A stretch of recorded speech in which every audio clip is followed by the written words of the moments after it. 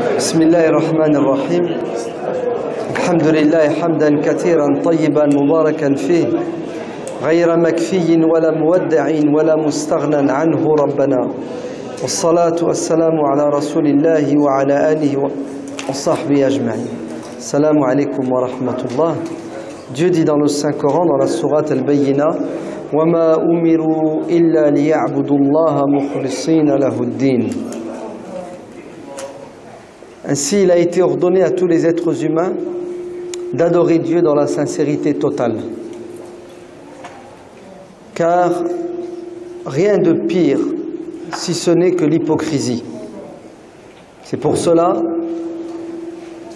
Dieu dit dans le Saint-Coran, dans la sourate Les Femmes, « Innal munafiqina fi darkil asfali minan nar » Les hypocrites seront dans les caves de l'enfer.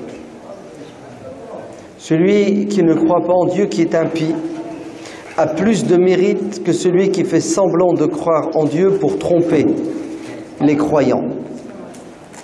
C'est pour cela, si vous lisez le Coran avec attention, vous verrez que Dieu ne cesse de mettre en évidence les croyants sincères, al-mukhlisin. Et Dieu ne cesse de condamner al-munafiqin, les hypocrites. Pourquoi? Parce que l'hypocrisie est synonyme de trahison. Et Dieu n'aime pas les traîtres. Il aime les gens fidèles. La sincérité est ce qu'il y a de plus beau. Car elle est synonyme de pureté.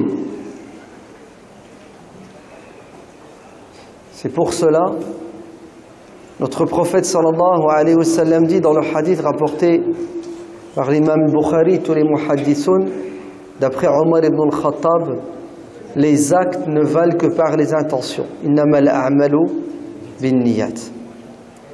Ce hadith est un des 4 hadiths fondateurs de l'islam.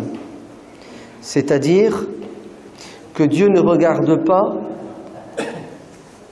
l'aspect extérieur. Il ne donne pas d'importance à notre corps si le cœur n'est pas présent. Dans le Sahih de l'imam Muslim, d'après Abu Hurayrata radiyallahu anhu, le prophète sallallahu alayhi wa sallam a dit « Inna Allah la yanzuru ila suwarikum » Dieu ne regarde pas vos aspects extérieurs, vos vêtements. Tout ça, ce sont des artifices. Dieu tient compte de votre cœur, c'est-à-dire de votre sincérité. Combien de gens se prosternent et s'éloignent de Dieu en se prosternant? Combien de gens se prosternent et en se prosternant, ils s'éloignent de Dieu? Parce que ils se prosternent pour tricher, pour montrer aux autres qu'ils sont musulmans. Et en vérité, ils ne se rapprochent pas de Dieu, même si en apparence, l'acte qu'ils font à sajda, c'est ce qu'il y a de plus beau. Mais en vérité, ils ne peuvent pas tromper, arnaquer Dieu. C'est pour cela. Celui qui n'est pas sincère perd son temps. Ne faites rien sans avoir une bonne intention. Sinon, c'est un investissement dans le vide. Car Dieu n'accepte que ce qui est fait de manière sincère. La preuve, dans le hadith sahih chez l'imam al-Bukhari, le jour de la résurrection, Dieu dira à ceux qui ont agi sur terre pour plaire à toute forme de créature, allez chercher la récompense auprès de qui? De ceux à qui vous avez cherché à plaire. Oui, mais ya Allah, on a fait la prière, on a fait... Attendez, ça ne marche pas avec moi. Vous avez fait ce que vous avez fait pour que les gens vous agréent, allez, soient satisfaits de vous. Vous avez eu ce que vous avez voulu, c'est-à-dire la satisfaction des gens. Pourquoi vous voulez un deuxième salaire? Je n'ai pas été votre patron sur terre. Allez demander à votre patron sur terre de vous payer. Vous avez vu, subhanallah, comment les gens qui ne sont pas sincères sont bêtes. Ils ont touché leur salaire sur terre et là-haut ils demandent à Dieu de les payer pour un travail qu'ils n'ont pas fait pour Dieu. C'est pour cela qu'ils auront des surprises. Ana arna ash-shuraka, dit le hadith Qudsi. Celui qui fait quelque chose pour moi trouvera la récompense. Celui qui le fait pour autrui, qu'il a cherché chez autrui sa récompense. D'ailleurs, nous tous sur terre, est-ce que vous pouvez être l'ami de quelqu'un qui est hypocrite? Si vous êtes l'ami de quelqu'un, et après avec le temps vous découvrez qu'il n'est pas sincère dans ses sentiments et qu'il est hypocrite, vous savez ce que vous faites? Vous rompez. Est-ce que vous pouvez rester marié avec une femme hypocrite qui vous trahit? Non, vous arrêtez. Pourquoi? Parce que c'est dans la nature de l'homme. C'est comme ça que Dieu nous a créés, nous sommes sensibles à ce qui est beau, à ce qui est bon, à ce qui est pur. C'est pour ça Dieu dans le Coran a appelé la plus belle des sourates Al-Ikhlas. La sourate Al-Ikhlas, la pureté. C'est-à-dire celui qui croit en Dieu sans rien lui associer. Et nous sommes tous des petits associateurs. On a tous un peu d'hypocrisie dans le cœur, un peu de shirk dans le cœur. Heureusement que ce n'est pas du grand. Sinon on serait avec Pharaon et Abdullah ibn Ubay ibn Salul. Mais on a tous ce défaut qui s'appelle Ash-Shirku al-Khafi. Le prophète sallallahu alayhi wa sallam a dit: ce que je crains le plus pour vous, c'est l'association sournoise. C'est-à-dire de faire, non pas pour plaire à Dieu, mais pour plaire aux gens. D'ailleurs, dans le hadith, il dit que cette maladie, elle est sournoise. On a du mal à la voir, donc à réagir. Comme on a du mal à entendre une fourmi, les pas d'une fourmi. Une fourmi, quand elle se déplace, elle fait du bruit. Mais vous l'entendez? On ne l'entend pas. Beaucoup de musulmans sont atteints de cette maladie et c'est tellement sournois, fin, subtil, qu'ils restent toute leur vie avec la maladie. C'est pour cela, je crois que c'est Sahl ibn Abdullah al-Tustari qui disait: le croyant sincère remet en question son intention 40 fois par jour. Il est toujours en mode critique. Avant de faire quelque chose, il se pose des questions. Pourquoi je le fais? Et après, comment je le fais? Et quand il le fait, il a peur. Il a peur de quoi? Il a peur de rechercher la satisfaction de ce qu'il a fait auprès des gens. C'est pour ça il essaie de tout faire en cachette, le bien, pour que personne ne soit au courant, pour éviter que le nefs y trouve du plaisir. Quant à l'hypocrite, dit-il, il n'a qu'une intention et il la garde pendant 40 ans. Elle est mauvaise, il ne la change jamais. C'est toujours la même, elle est mauvaise toute sa vie. Et il y a un hadith qui fait peur. Il est dans le Sahih de l'imam Muslim. Le hadith dit: les 3 premières catégories de personnes qui vont être jetées en enfer sont un savant, un généreux et un martyr. Un savant. Allez, les savants vont aller en enfer les premiers. C'est flippant, non? Il a la science, il a le Coran, il a le fiqh, il a la science. Normalement, c'est un guide, c'est un modèle. Il tire les gens vers le haut. Les savants vont aller en enfer, les premiers. Pourquoi? Ils vont arriver devant Dieu, tout contents, Ils vont vouloir aller au paradis, Dieu va leur dire stop, stop, stop. Vous allez en enfer. Pourquoi, ya Allah? Parce que sur terre, vous avez fait du cinéma. Du cinéma toute votre vie. Tout ce que vous avez dit, tout ce que vous avez fait, c'était pour que les gens disent que vous étiez un grand savant. C'était pour que les gens vous baisent la main. C'était pour que les gens vous rendent service. C'était pour que les gens soient vos esclaves. C'est dur pour les imams, pour les savants d'être sincères. Parce que les gens leur passent la pommade sans arrêt. Ils les vouvoient. Cheikh. Ils cherchent à leur baiser la main. Et le neuf s'y gonfle. Vous entendez? Demandez à Omar ibn al-Khattab, il va vous le dire. Omar ibn al-Khattab, un jour, on l'a vu, il est parti au puits ramener de l'eau qu'il portait sur son dos. On lui dit, ah, mais qu'est-ce que tu fais? Tu es Omar, le président de la République islamique, et tu vas faire un travail que font des ouvriers, des esclaves. C'est ce qu'il a dit. Il a dit, j'étais tout seul, je me parlais, et je me suis dit, tout le monde te dit Omar, Omar ibn al-Khattab.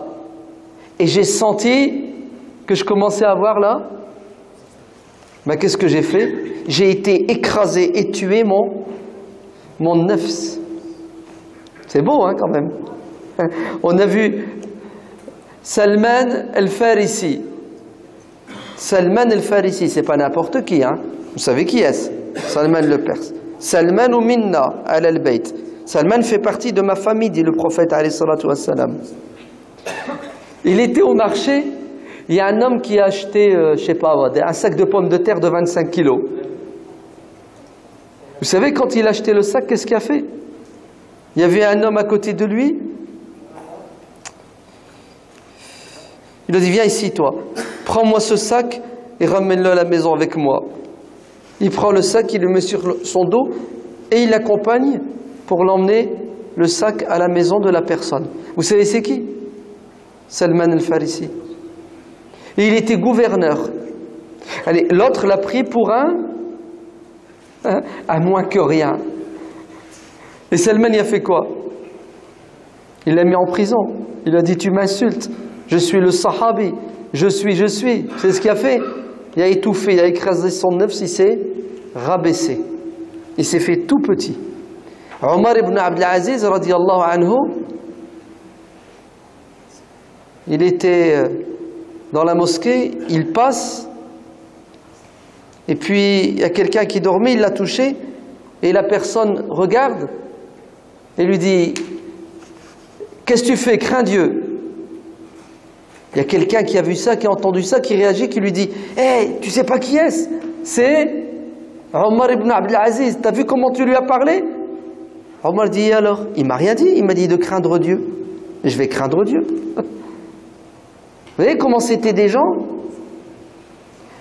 humbles, qui se faisaient tout petits. Ils ne voulaient pas attraper la grosse. Ils combattaient leur nefs. Parce que la maladie, elle est là. Le cancer, il est là. Il faut juste l'étouffer. Alors pourquoi le savant va en enfer? Parce qu'il faisait, il disait, pour que les gens disent de lui, tu es un savant. Masha'Allah, t'as vu comment il est le Coran? On va le mettre dans le livre des records, Guinness. Et là, il n'en peut plus. Tu as eu ce que tu voulais sur terre. Puisque tu as eu ce que tu voulais, ici, tu n'auras pas de salaire. Même les anges sont choqués. Parce que les anges ont été trompés, comme nous sommes trompés, en enfer. Ajib, Allahu Akbar. Ça fait peur, hein? C'est pour cela, la vraie science, vous savez c'est laquelle? C'est la science qui te permet de purifier ton cœur. Ce qu'on appelle at-tasawwuf, le soufisme. Je vais vous dire un autre nom qui ne fait pas peur. At-tazkiya, tazkiyatun nafs. Ilmul haqiqa, peu importe le nom. On s'en fiche de l'étiquette. Ce qui compte, c'est ce qu'il y a à l'intérieur. Vous savez, c'est quoi at-tasawwuf, at-tazkiya? C'est soigner le cœur. Il y a dans le corps de l'être humain un organe. S'il est en bonne santé, tout le corps sera en bonne santé. S'il est malade, tout le corps en pâtira. Ala huwa al-qalb. Hadith sahih. Zéro. Zahir al-ithmi wa batinahu. Regardez, Allah nous dit, il y a deux types de péchés. Les péchés visibles, les péchés du corps physique, et les péchés intérieurs, les péchés du cœur.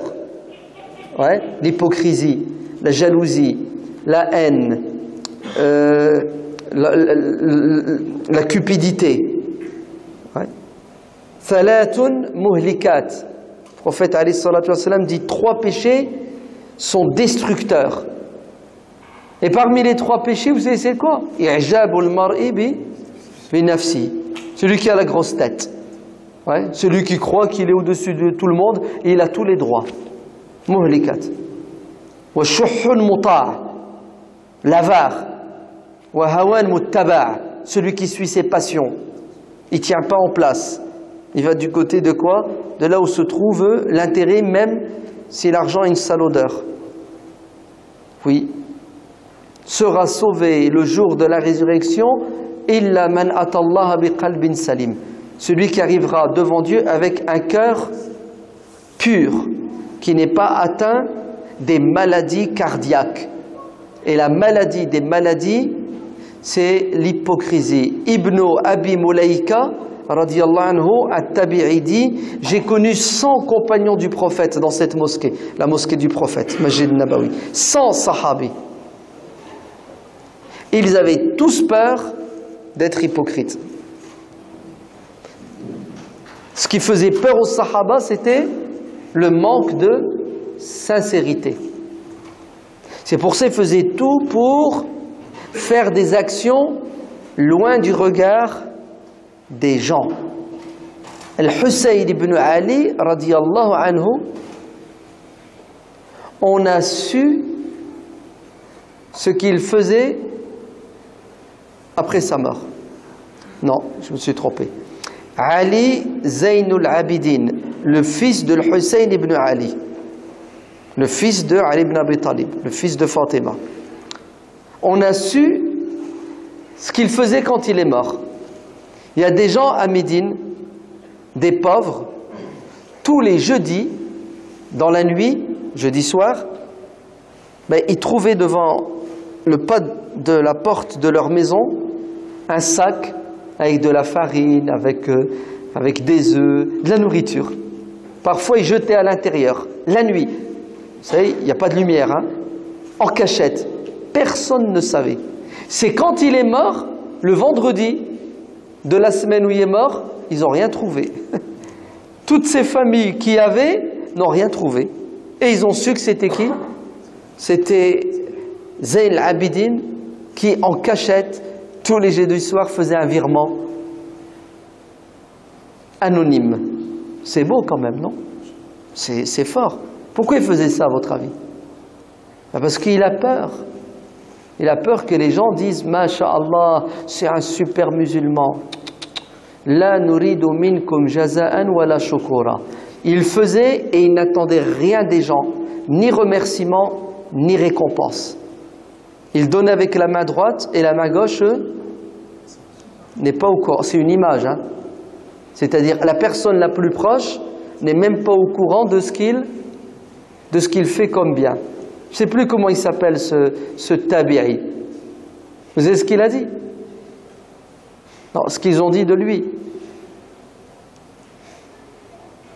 Pendant 40 ans, il jeûnait et sa femme n'était pas au courant. 40 ans. Vous savez comment il a arnaqué sa femme? Le matin, il sortait avant le fajr et il prenait son sandwich avant d'aller au travail pour manger à midi. Et en vérité, sur la route, il le donnait à quelqu'un et restait toute la journée sans manger et il rentrait à l'heure du maghrib. Et sa femme, Skena, elle a vu que du feu, tous les jours. Pour qu'elle ne le sache pas. Il ne faut pas que les gens soient au courant parce qu'ils ont peur de quoi? De leur nafs. La deuxième personne qui ira en enfer, le deuxième groupe de personnes, c'est le généreux, celui qui donne beaucoup d'argent. Pourquoi, ya Allah, tu veux que j'aille en enfer? Toute ma vie, j'ai donné mon argent. Allah lui dira, oui, tu l'as donné pour que les gens t'applaudissent, ouais, pour que tu passes à la télé. Tu as eu ce que tu voulais, la gloire. Mais ici, tu n'auras pas ton salaire, c'était pour moi ton patron, en enfer. Et regardez comment la bêtise de l'être humain n'a pas de limite. Comment le manque de sincérité est suicidaire. Il est musulman, il va au champ de bataille et il meurt. C'est-à-dire qu'il donne sa vie. L'autre, il a donné son temps, sa science. Le deuxième, il a donné son argent. Et le troisième, carrément, son nafs, il meurt. Vous savez pourquoi? Pour que les gens disent que c'était quelqu'un de courageux, téméraire, shuja'. C'est de la folie. Non.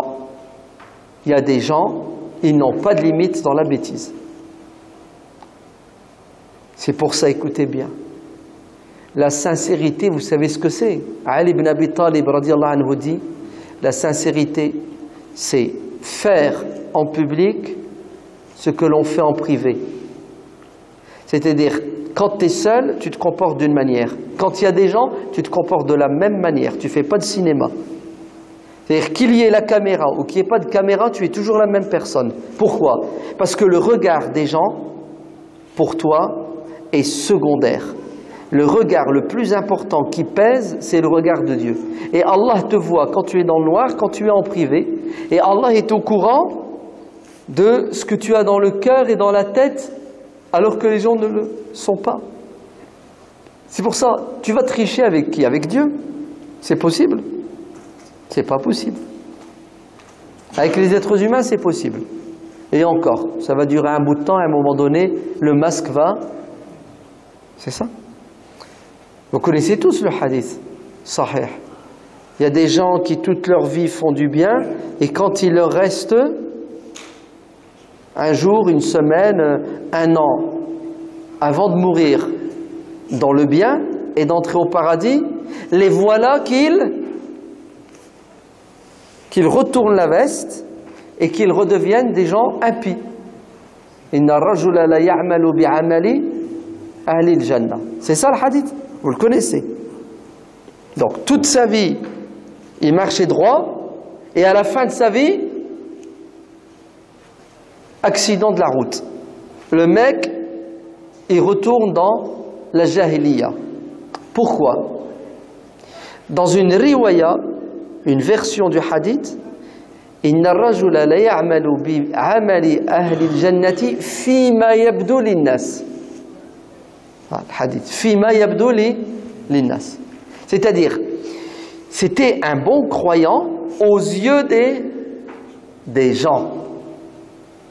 Mais Dieu qui est au courant de son cœur sait très bien que tout ce qu'il faisait, il ne le faisait pas pour plaire à Dieu. C'est pour cela il a arnaqué et à un moment donné, vous savez ce qui lui est arrivé?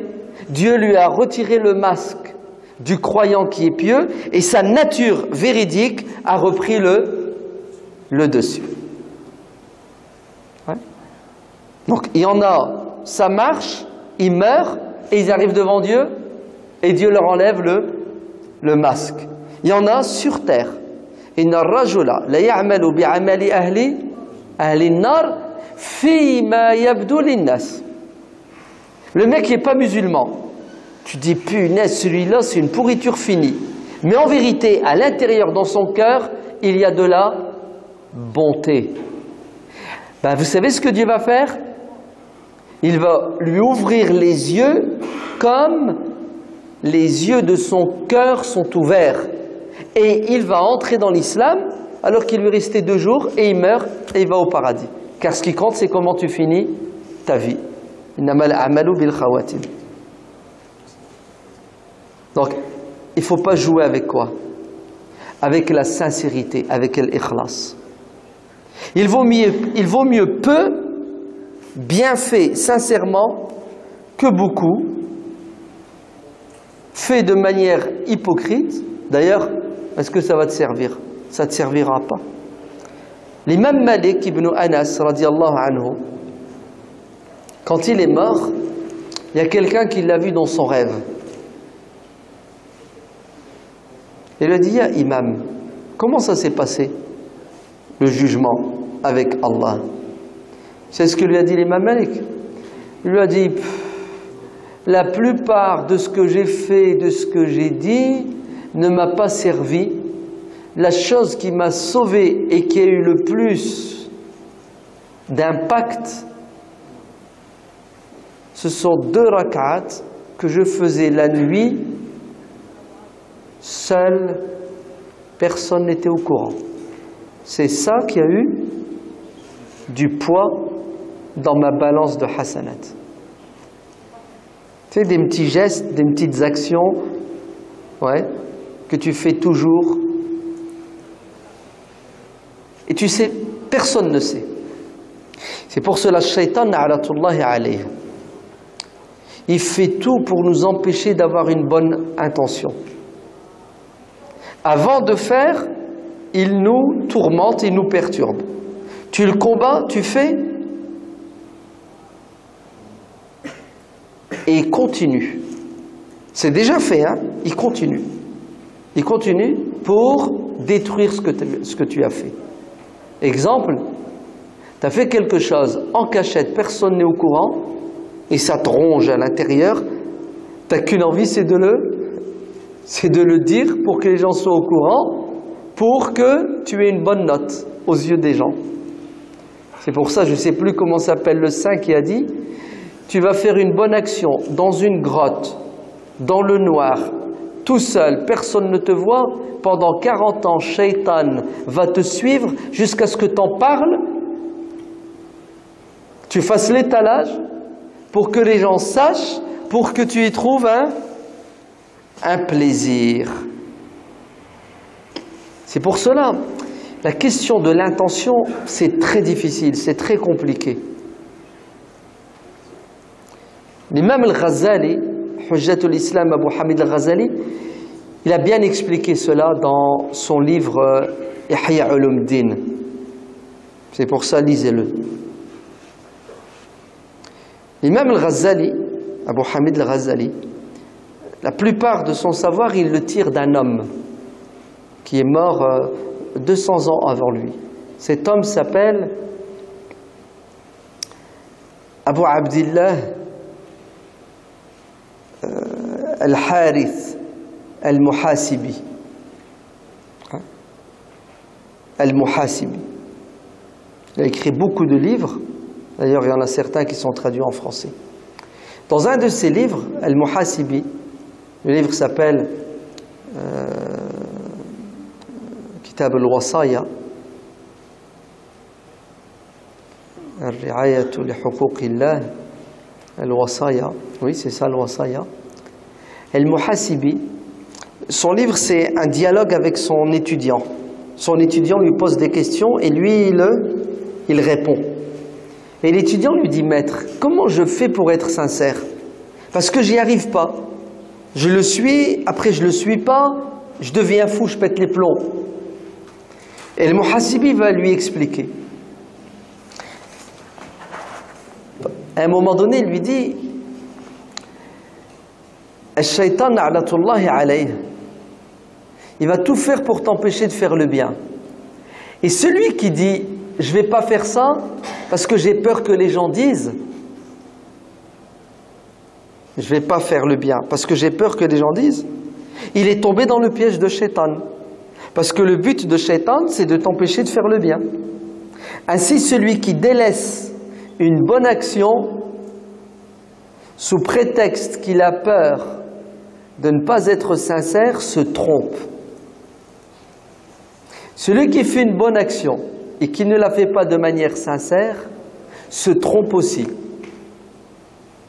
Vous allez me dire, c'est quoi la solution? Ben, c'est d'être sincère. C'est pour ça, cette question de la sincérité, ça a fatigué les savants. Tellement c'est dur et c'est compliqué. Mais c'est possible. Le muhasibi dit à son élève, je vais te prouver que tu n'es pas sincère. Tu vas aider quelqu'un, tu vas lui faire du bien, fi sabilillah, c'est ça? Sincèrement. 20 ans plus tard, toi tu as besoin d'un service. Tu vas voir la personne, tu dis s'il te plaît, prête-moi ta voiture. La personne te dit non, je ne te la prête pas. Tu sais ce qui va se passer dans ta tête? Le bien que tu lui as fait, le service que tu lui as rendu il y a 20 ans, il va remonter à la surface et dans ta tête tu vas dire « Oh le pourri, je lui ai rendu un service, aujourd'hui je lui demande et il ne veut pas me rendre service. Wallah anta, c'est fini. Ah tiens, je croyais que tu avais fait fi sabilillah il y a 20 ans. Il y a 20 ans, je croyais que tu l'avais fait pour qu'Allah te récompense. En fait, tu l'as fait avec l'espoir qu'un jour ou l'autre, ton investissement, t'aies un retour sur investissement. C'est ouah, c'est dur quand même. Eh oui. En fait, celui qui est sincère, c'est celui qui sait qu'il va retourner vers Dieu et que Dieu va le questionner. Celui qui sait qu'il va se mettre debout devant Dieu et qu'Allah va lui poser des questions sur tout. Hada waliman khafa maqama rabbih jannatan. Tous les jours, Mskin, il se remet en question et il a peur. Et c'est cette peur qui l'empêche d'être hypocrite. C'est un bras de fer avec sa niya. Alors faites attention à votre cœur. Parce que le nafs, il aime les éloges, al-madh. Le nafs, il aime quand tu vas dans son sens. C'est pour cela, le sincère, c'est celui qui, lorsque tu lui dis la vérité, lorsque tu lui dis tu t'es trompé, il reconnaît sa faute. Hada, il est sincère. Celui qui a fauté, et tu lui dis, et c'est clair et net, hein, et il ne veut pas, il manque de sincérité. Parce que, en fait, qu'est-ce qui l'empêche de reconnaître publiquement, clairement? Ben, c'est le fait que s'il reconnaît, ça veut dire que il s'est rabaissé. Et l'être humain, il aime toujours être en haut, au-dessus des autres. Donc, il est toujours l'esclave de son nafs. Mais celui qui est sincère, il sait très bien que s'il ne reconnaît pas sur terre, il va devoir reconnaître là-haut. Donc, c'est ce qu'il dit. Il dit, ouais, t'as raison, c'est vrai. J'ai eu tort. Je me suis trompé. Je reconnais. Donc, reconnaître la vérité et l'accepter de la bouche de tout le monde, c'est une preuve de sincérité. Celui qui est sincère, il n'a pas de mal, ni de difficulté, à dire à quelqu'un qui a raison, qui a fait le bien, c'est bien, ahsant. C'est-à-dire, il n'a pas de mal à faire des compliments aux autres. Celui qui n'est pas sincère, il attend les compliments des gens, les compliments, il refuse leurs critiques et il ne supporte pas quand quelqu'un reçoit les compliments. Il veut attirer les caméras vers lui tout seul. Parce qu'il a besoin de satisfaire son nafs. Tu lui dis, c'est bien, ce que tu as fait, c'est bien, il est content. Tu dis à quelqu'un qui est à côté, c'est bien, il n'est pas content. Parce que la caméra s'est dirigée vers quelqu'un d'autre. Eh oui. Vous avez vu comme c'est pas évident? C'est pour ça Dieu dit dans le Coran, فَلَا تُزَكُّوا أَنفُسَكُمْ هُوَ أَعْلَمُ بِمَنِ اتَّقَى. Le sincère, c'est celui qui ne met pas en évidence son nafs, sa personne. Si la vérité sort de la bouche de quelqu'un, il est content. Al-Imam Abu Hanifa Nu'man ibn Thabit radiyallahu anhu, il attrape son fils Hammad, et vous savez ce qu'il lui dit? Ya Bunay, ô mon fils, ne polémique pas, la tujadil, ne polémique pas. Allez, quand tu parles avec d'autres personnes qui ont de la science comme toi, faites pas des combats de coq. Ouais. Et un jour, Hamad voit son père Abu Hanifa qui est en train de polémiquer, yujadil, jidal ilmi, la polémique scientifique. Il discute avec quelqu'un d'autre. À votre avis, le fils, il dit quoi à son père? Il dit, papa, tu m'as déconseillé, tu m'as interdit de polémiquer, et toi, tu le fais. On n'aime pas la contradiction. Hein. Vous savez ce que lui a dit le père? Il lui a dit, hayhat. Écoute bien, mon fils. La différence entre nous, ma génération, et vous, les jeunes, c'est que nous, quand on discute avec quelqu'un, au fond de nous-mêmes, on prie Allah pour que la vérité sorte de sa bouche, car on n'a pas de mal à suivre la vérité quand elle sort de la bouche de quelqu'un. Mais vous, quand vous polémiquez, votre seul objectif, c'est d'avoir raison et de gagner contre l'autre pour prouver que vous êtes plus fort et plus puissant. Tout est une question de sincérité, de niya.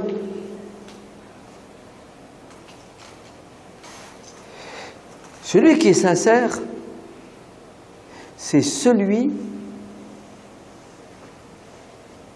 qui ne s'arrête pas de faire le bien lorsque les gens disent du mal de lui.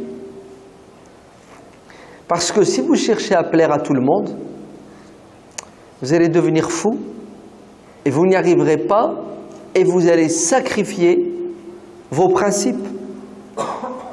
C'est simple, Al-Fudayl ibn Iyad dit, ne cherchez pas à plaire aux gens car ils sont trop nombreux et différents. Cherchez à plaire à celui qui est seul, c'est facile, il est tout seul. Oui, tu veux plaire à 10 personnes, tu vas plaire à certaines et pas d'autres. Mais tu plais qu'à une personne, tu es tranquille, tu dors bien. C'est pour cela, le sincère, c'est celui qui, lorsqu'il dit ou fait quelque chose, et que les gens réagissent mal, il lui jette des tomates, il le critique, il l'insulte, il le combattent. C'est ce qu'il fait, mais il continue. Il continue, parce que ça plaît à Dieu. Pourquoi je vais m'arrêter? Parce que ça déplaît aux gens. Ah oui, quand les gens te disent c'est bien, tu continues, quand tu te dis c'est pas bien, t'arrêtes. Ben, en fait, tu cherches à plaire aux gens. C'est dur quand même, hein? C'est dur. Regardez les responsables des mosquées. Il y en a beaucoup, les pauvres, à un moment donné, ils jettent l'éponge et ils en ont marre. C'est pourquoi ils en ont marre? Avec tous les efforts qu'ils font, tout le bien qu'ils font, sans rien avoir en retour, les gens disent du mal d'eux, parlent en mal d'eux, et à force d'écouter, d'entendre les critiques des gens qui ne sont pas vrais, qui ne sont pas fondés, à un moment donné, tu sais ce qu'ils font? Ils disent, moi j'arrête. Ils salissent mon honneur alors que je travaille pour leur intérêt sans rien leur demander. C'est dur de continuer à faire le bien alors que les gens te rendent le bien par le mal. C'est très dur, hein?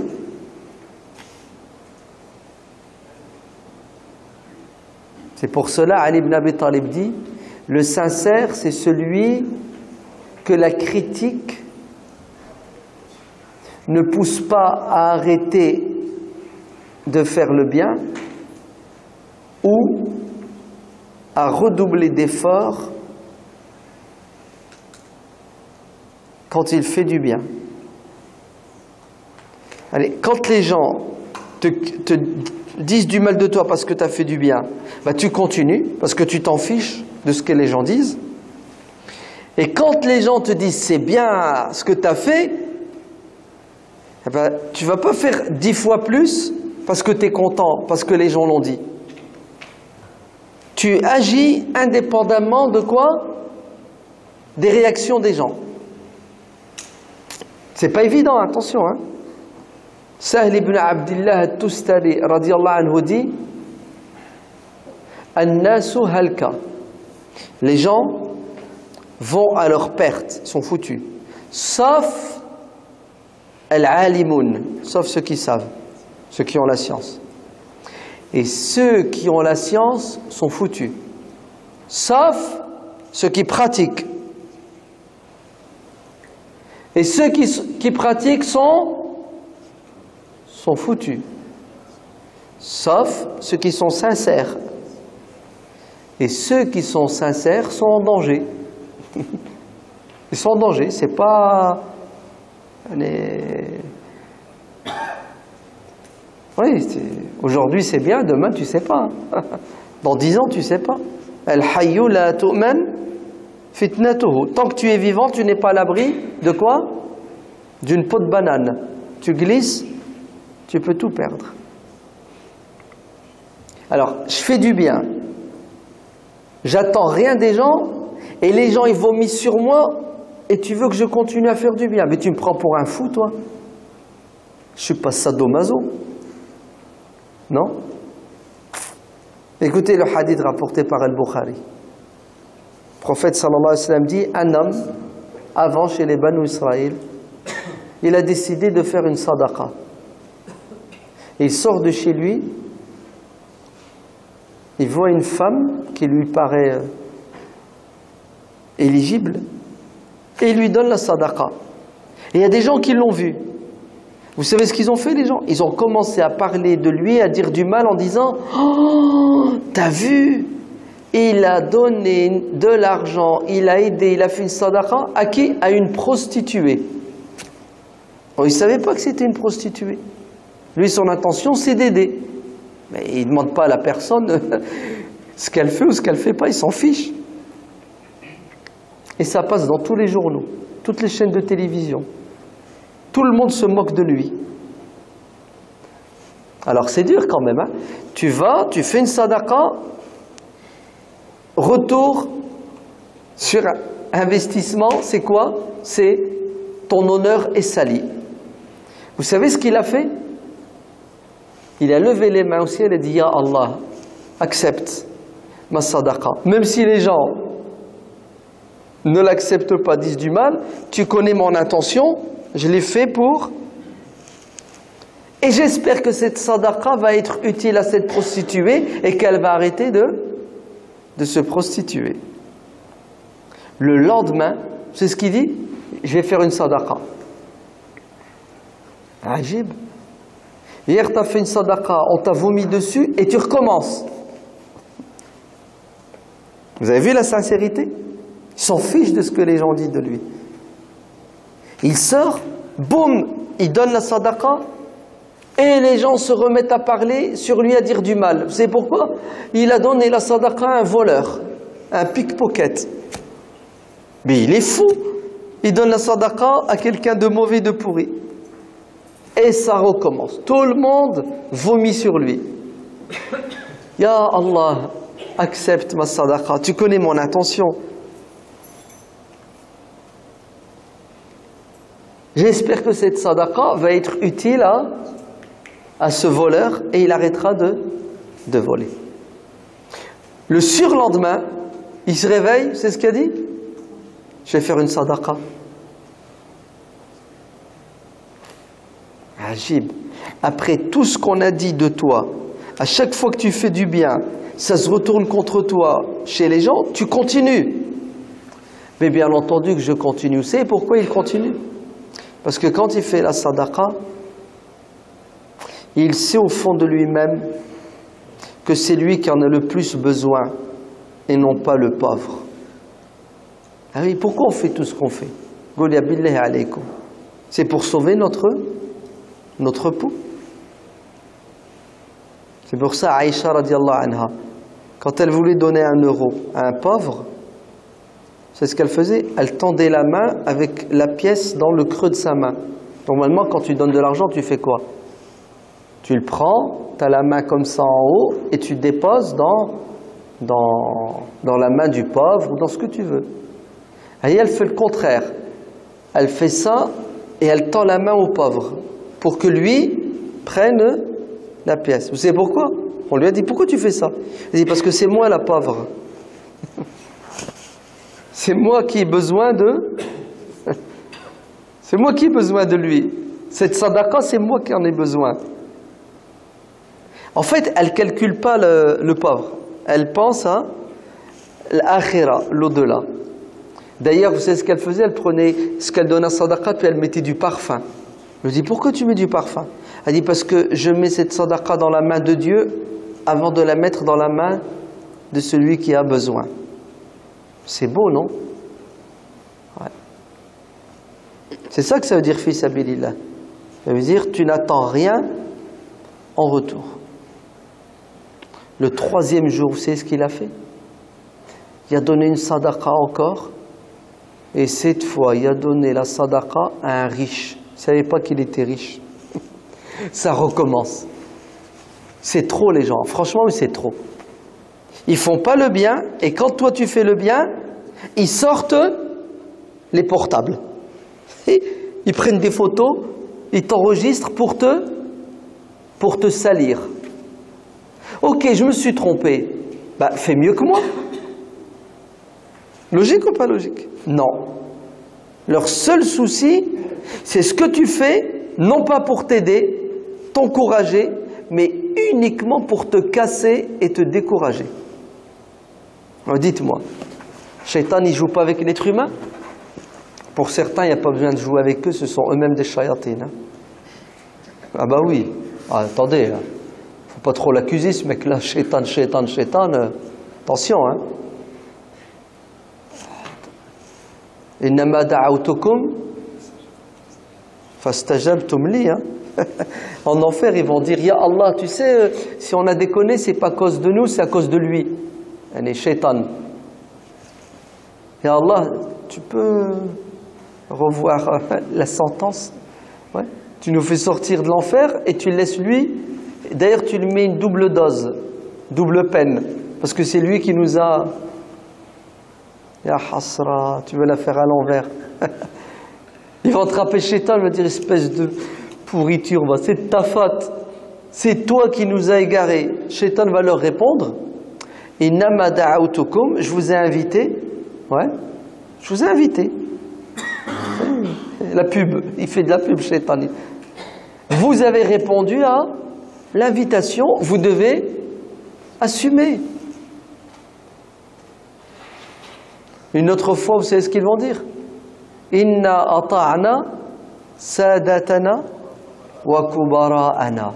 Ya Allah, c'est pas de notre faute, c'est à cause du président, c'est à cause du ministre, c'est à cause du maire, c'est à cause de... Ils vont rejeter la faute sur les responsables, les grands, les puissants. On leur a obéi. On leur a obéi. Donc, ya Allah, tu sais, si tu peux revoir la sentence, nous on sort et eux tu les laisses en enfer et tu les enfonces encore plus parce que c'est de leur faute, ils nous ont égarés. Ça marche? Donc, qui est responsable? L'homme est responsable. Ouais.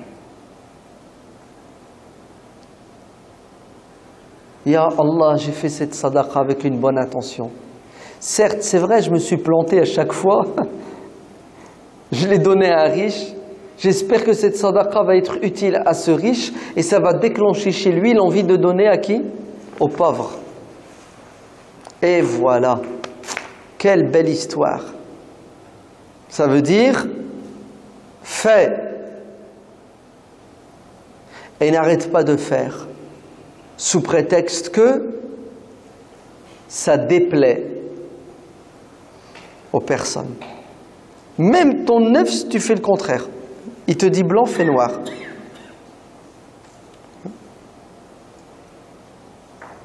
An-nafsu wal-hawa. C'est ça? An-nafsu wal-shaytan. Fa'asihima.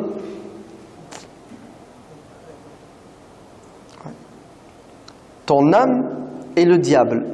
Désobéis-leur tout le temps. Même s'ils te donnent des conseils. Car en vérité, ils ne sont pas de bons conseillers. Ce sont tes ennemis. Le prophète sallallahu alayhi wa sallam, 3 fois le matin, 3 fois le soir, il prenait des cachets contre le manque de sincérité et il nous a dit de prendre ces cachets-là. Regardez la dua. Allahumma inna na'udhu bika min an nushrika bika shay'an na'lamuhu wa nastaghfiruka lima la na'lamuhu. 3 fois le matin, 3 fois le soir. C'est ce que ça veut dire. Ya Allah, préserve-moi de l'hypocrisie, du manque de sincérité. Parce que parfois, c'est presque inconscient. Sois à mes côtés pour éviter que je m'égare.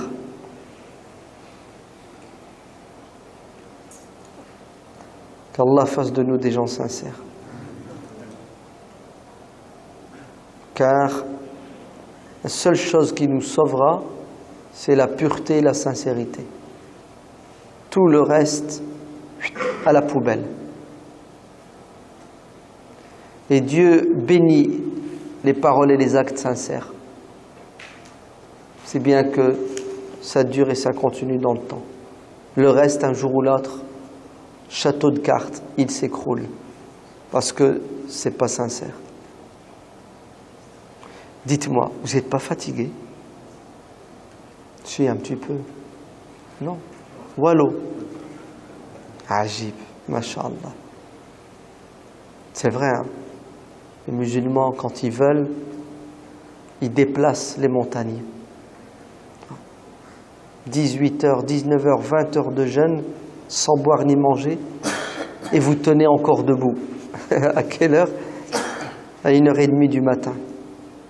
Et vous avez tenu debout 1 heure pour faire les prières. Vous savez comment le musulman, quand il veut, il peut. Et c'est le but du Ramadan. C'est de déclencher chez nous ces forces que nous avons à l'intérieur, qui dorment. Et rien de mieux, si ce n'est que de se connaître soi-même. Connaître tes limites, connaître ton potentiel. Car c'est ce qui t'aide à être ambitieux, el-himma, à être ambitieux. C'est-à-dire à essayer d'atteindre les plus hautes sphères, la perfection. Ne baissez surtout pas les bras. Celui qui peut beaucoup, peut moins. Ce qu'on arrive à faire pendant le mois de Ramadan, pendant 1 mois, après le Ramadan, faisons la moitié. C'est super. On est capable puisqu'on a fait plus. Il ne faut pas baisser les bras. Le musulman, il doit toujours avancer et évoluer. Vous allez acheter un livre et vous allez le lire. Promis. Promis. Il faudrait que la mosquée l'achète et le ramène. Ouais. Vous le commandez, vous commandez 50 exemplaires, vous le ramenez, bon, vous l'aurez à 50%, et puis vous le vendez aux gens, tu rajoutes 1 euro pour la mosquée, et vous lisez ce livre. Il s'appelle An-Niyatu wal-Ikhlas, la bonne intention et la sincérité, de Cheikh Youssouf Al-Qaradawi, hafidahullah. Cheikh Youssouf Al-Qaradawi. C'est un bouquin traduit en français, il est en arabe, qui s'appelle An-Niyatu wal-Ikhlas. Il y a tout dedans. Tout est écrit dedans.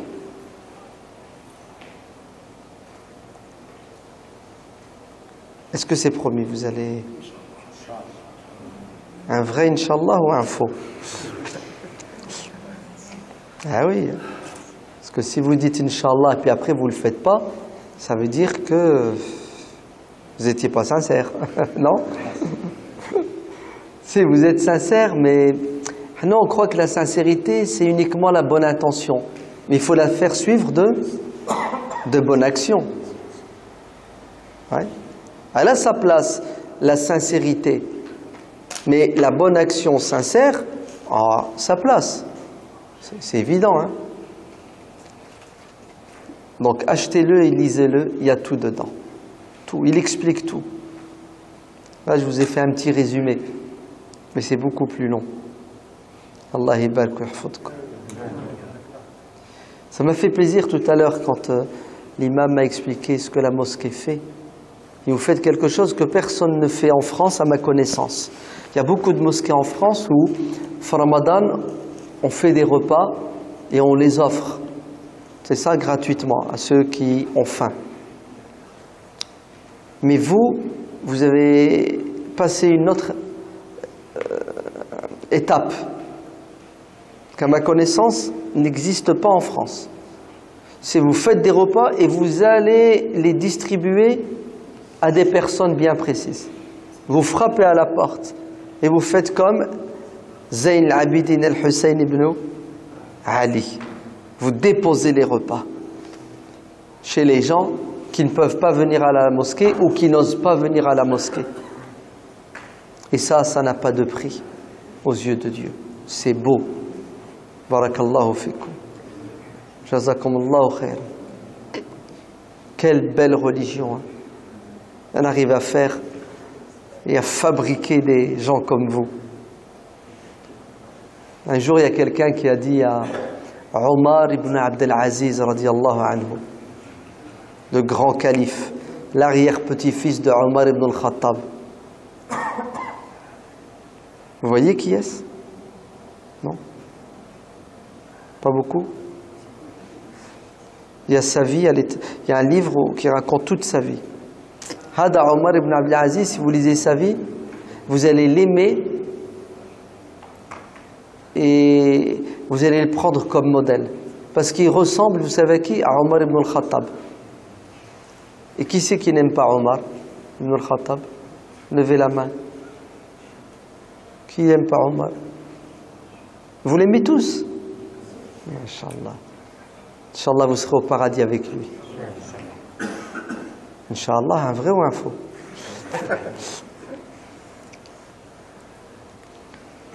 Anas ibn Malik radiyallahu anhu a dit: le plus beau hadith que j'ai entendu de la bouche du prophète alayhi salatu wassalam depuis que je me suis converti à l'islam, vous savez c'est lequel? La parole qui lui a fait le plus plaisir après la shahada, c'est quel hadith? El mar'u ma'a man ahab. L'être humain sera avec ceux qu'il aime. Vous savez ce que dit Anas? Il dit: j'aime Abu Bakr, j'aime Omar, alors que je ne leur arrive pas à la cheville. C'est-à-dire, ils sont trop forts pour moi. Si c'était juste une question de hasanat, je ne serais pas au paradis avec eux si je dois aller au paradis. Mais le prophète sallallahu alayhi wa sallam a dit: tu seras au paradis avec ceux que tu aimes. C'est-à-dire, l'amour t'élève et tu rejoins ceux qui étaient devant toi.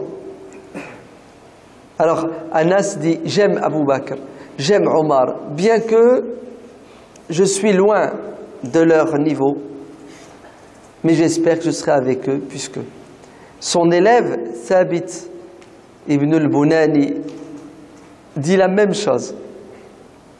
Il dit: j'aime Abu Bakr, j'aime Omar, j'aime Anas ibn Malik, bien que je suis loin de leur ressembler. Mais j'espère, puisque je les aime, que je serai avec eux au paradis. Donc tout le monde aime Omar. Hein? C'est bien. Si vous aimez Omar, il faut vivre avec lui. Il faut passer du temps avec lui. Quand on aime quelqu'un, on va vers lui. Vrai ou faux? Quand tu aimes quelqu'un, tu t'éloignes de lui ou tu te rapproches de lui? Tu te rapproches. Quand tu aimes quelqu'un, tu aimes bien rester à côté de lui ou tu te sauves quand tu le vois? Tu restes à côté de lui. Donc vous aimez Omar. Alors si vous aimez Omar, Allah yabarak fikum, dès demain, YouTube, et vous regardez la série Omar. Hein? Omar ibn al-Khattab. Qui c'est qui l'a vu le film Omar ibn al-Khattab? Attendez, je vais compter. 1, 2, 3, 4, 5, 6, 7, Aïe. Allez, ceux qui l'ont vu, franchement, c'est le top ou non? Ah, cher. Wallah, celui qui voit ce film, 32 épisodes. Wallah, tabki dmou'. Tabki. Et tu aimes les Sahaba. Tu le vois, Allah al-Adim, tu comprends qui est Omar ibn al-Khattab, qui est tous les Sahaba. Et tu comprends bien, tu retiens. Il est en arabe et sous-titré en français. Tu l'as vu? C'est puissant, oui ou non? C'est impressionnant. Ah oui, ça t'a retourné le cœur et le cerveau. Ça dépasse l'imagination. Ça dépasse, hein? Et c'est comme si tu vivais avec eux. Et c'est mieux que 10 conférences. 100 conférences. Ouais. C'est mieux. C'est mieux. Il y a la parole, tu vois, et il y a ton cœur qui vibre. Tu vis dedans. Allah, un film, c'est mieux que 1000 khutbat al-Jumu'ah. Oui ou non? Ouais, je te vois hésitant. T'as peur de l'imam, hein? T'as peur de... Si c'est Aïd, du frère. L'imam, il fait 32 khutbas sur Omar ibn al-Khattab. Il n'arrive pas à la cheville du film. C'est la vérité. C'est naturel, c'est humain. T'as beau être le plus grand orateur, t'as beau bien parler, laisse tomber. Allez, tu t'assois, tu mets le film et tu regardes. Et là, ton cœur, tes yeux, tout y bouge. Ouais.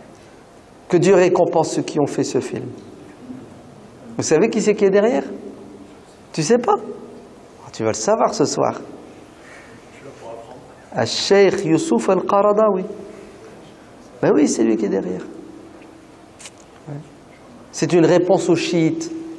Qatalahumullah, le mujrimoun, qui insulte Omar ibn al-Khattab matin, midi et soir. Ouais. Pourquoi je parle de ça? Tu me cites, Allah al-Adim. Oh, bravo Athman. Ahsant. Vous avez parlé tout à l'heure. Est-ce que vous aimez Omar ibn al-Khattab? C'est ça. Allez, si vous connaissez Omar ibn Abdel Aziz, vous allez l'aimer parce qu'il ressemble à son arrière-grand-père Omar ibn al-Khattab. C'est bien. Omar ibn Abdel Aziz. Qu'est-ce que je voulais dire sur lui?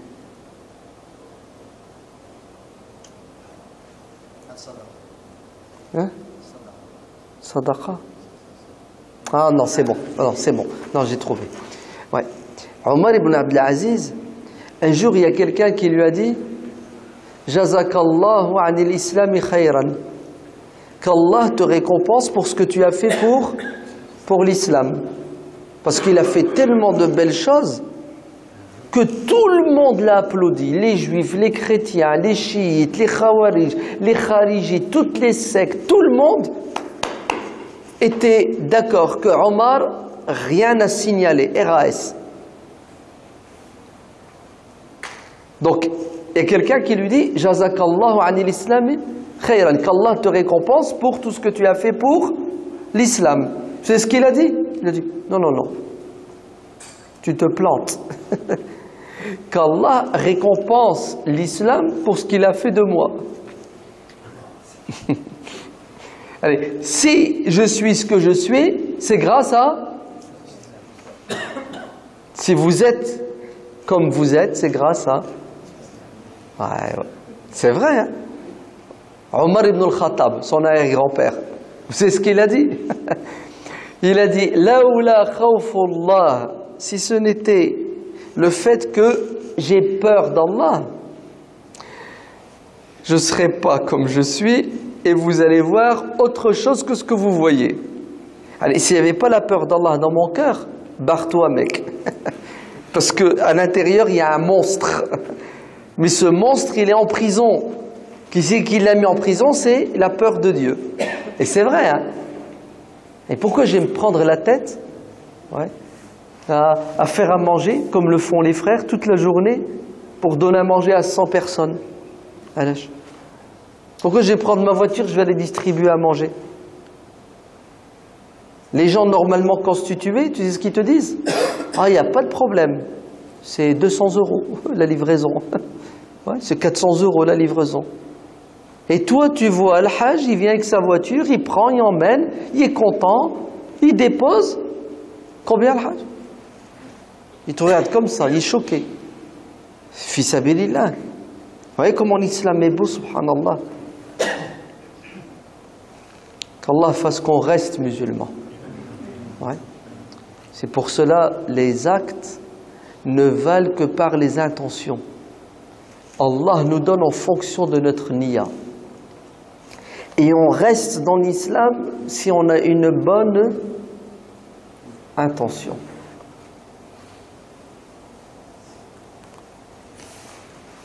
Al-Shaykh Ibn Abd al-Rahim connaissait le Coran par cœur. Dans les années 200 et quelques, il décide de s'engager pour partir à la guerre pour combattre les Byzantins, à l'époque des Abbassides, Rome. Ils ont fait le siège d'un château fort. Et le siège va durer longtemps, 1 semaine, 1 mois, 2 mois. Les musulmans encerclent. À l'intérieur, vous avez quoi? Vous avez des Byzantins. Hada ibn Abd al-Rahim, avec le temps, il entre en discussion et en contact avec une femme qui monte sur les murailles. Et tout doucement, son cœur commence à pencher pour cette femme. Et il correspond avec elle. Tu sais, les SMS, les mails, à minuit, à 2 h du matin. Ouais. Quand il y a ses copains moujahidines ne le voient pas, il commence à oublier qu'Allah il tombe amoureux d'elle. Bon, il y a encore le Coran dans sa tête. Hein. Vous savez ce qu'il lui dit? Je vais t'épouser. On va pas faire zina, on va pas faire le haram. Attends, le mec qui est imam, il est cheikh, il va pas... C'est gros. C'est ce qu'elle lui a dit? Ah, j'ai pas de souci, moi aussi je t'aime bien. Je veux bien me marier avec toi. Mais tu es un musulman. Tu es un islamiste, intégriste, fondamentaliste. Si tu veux que je me marie avec toi, tu vas te convertir. Vous savez ce que disent les moujahidines? Ils disent qu'on a passé des mois à faire le siège et on n'a pas réussi. Pour nous, la perte de Ibn Abd al-Rahim était pire que la défaite militaire. Car il a rejoint l'ennemi.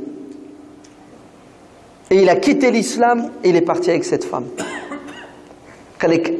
La perte, ça nous a cassé le moral plus que les 6 mois de guerre pour rien. Parce que c'est dur. Imam, cheikh, il connaît le Coran et... Allah yahfadna. Les moujahidines disent, 1 an plus tard, on est reparti pour faire le siège. Et quand on a fait le siège, qui c'est qui est au-dessus des murailles? C'est Ibn Abd al-Rahim. Maintenant, c'est pas qu'il est parti dans le camp adverse, mais il est devenu un ennemi qui nous combat. Et un moujahid qui lui a dit, Ittaqillah, t'as pas honte, crains Allah, tu connais le Coran et tu... Il me dit le Coran. Il me dit tout le Coran que je connaissais est parti. Il me dit tout. Il me dit, il me reste un petit peu. Je lui dis, qu'est-ce qui te reste? Il me dit, il me reste un verset, j'arrive pas à l'oublier. Il me dit, lequel? Rubbama yawadu alladhina kafaru. Avant. Zarhum ya'kulu wa yatamatta'u wa yulhihim al-amal. Zarhum, laisse-les. Ya'kulu, ouais, ils boivent, ils mangent. Yatamatta'u, ils profitent, ils jouissent. et le temps passe, ils verront après. On dirait que ce verset parle de qui? Parle de lui, Mskin. Ouais. C'est pour cela, la sincérité protège l'être humain. Celui qui n'est pas sincère, Wallah, même si tu pries toute ta vie, tu connais le Coran, etc., tu n'es pas sincère, un jour ou l'autre,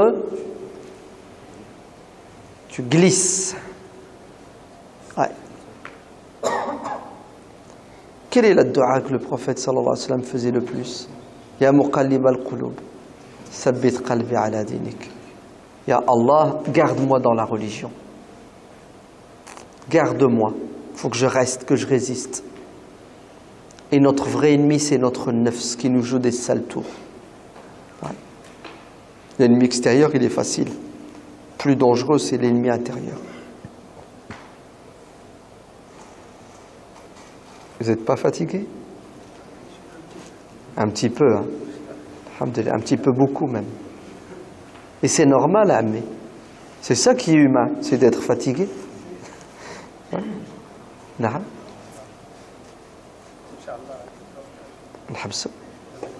Ouais. Ça suffit, hein. Ouais. Istiraha. Parce que dans une heure, le khadma, le sahur et vous avez commencé tahajjud, hein? Ouais, Allah ibarak. Vous voyez, il n'y a rien qui les arrête. Pire, vous savez quoi? Les 10 derniers jours, ils accélèrent. Ils mettent les bouchées doubles. Wallah, ces islamistes, ils sont... Vous allez le rendre malade et fou. La'natullahi alayhi. Allah ibarak wa yahfadkum. Wa yakmil alina bil khatima al hasana. Wa yahfad lina awladana min shayatin al insi wal jinn. Wa yabarik lakum fi hadha al masjid. يبقى إن شاء الله منارة الإسلام والمسلمين في هذه المدينة ويجعلها إن شاء الله مدينة فيها السلم والسلام والخير والوئام والبركة. والله يهدي بعض الشباب ديالنا اللي كيهدموا داك الشيء اللي كتبنيوه. نتوما خدامين كتبنيو كيجيو كيحطموا كيهدموا. صلى الله أن يرد بهم ردا جميلا. ربنا افرغ علينا صبرا وثبت أقدامنا وانصرنا على القوم الكافرين. ربنا آتنا في الدنيا حسنة وفي الآخرة حسنة وقنا عذاب النار. سبحان ربك رب العزة عما يصفون وسلام على المرسلين والحمد لله رب العالمين. السلام عليكم.